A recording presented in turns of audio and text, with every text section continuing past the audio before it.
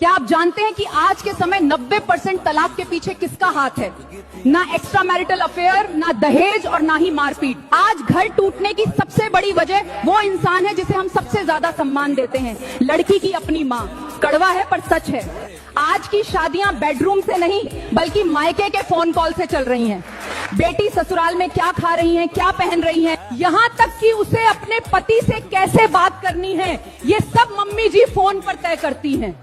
शादी के बाद लड़की का घर उसका ससुराल होता है, लेकिन उसका मन, उसकी वफादारी और उसकी प्राथमिकताएं अभी भी मायके में ही अटकी रहती हैं। ऐसी कितनी लड़कियां हैं जो शादी के बाद अपने सास ससुर को अपने माँ बाप मानती हैं। बहुत कम थे। पति के घर को अपना घर समझने के बजाय उसे सिर्फ एक होटल की तरह इस्तेमाल किया जाता है। पति की सेवा करना तो दूर, उसकी जरूरतों का ख्याल रखना भी अब पिछड़ापन लगने लगा है। नतीजा, हर छोटी बात पर मम्मी को फोन, हर झगड़े पर मैं अपने घर जा रही हूँ की धमकी।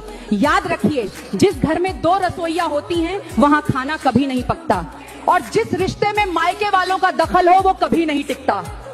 बेटियों को विदा करते समय उन्हें घर बसाना सिखाएं, न कि घर की बातें बाहर लाना। अगर आप मेरी इस कड़वी सच्चाई से सहमत हैं तो इस वीडियो को शेयर करें और यस लिख कर पेज को फॉलो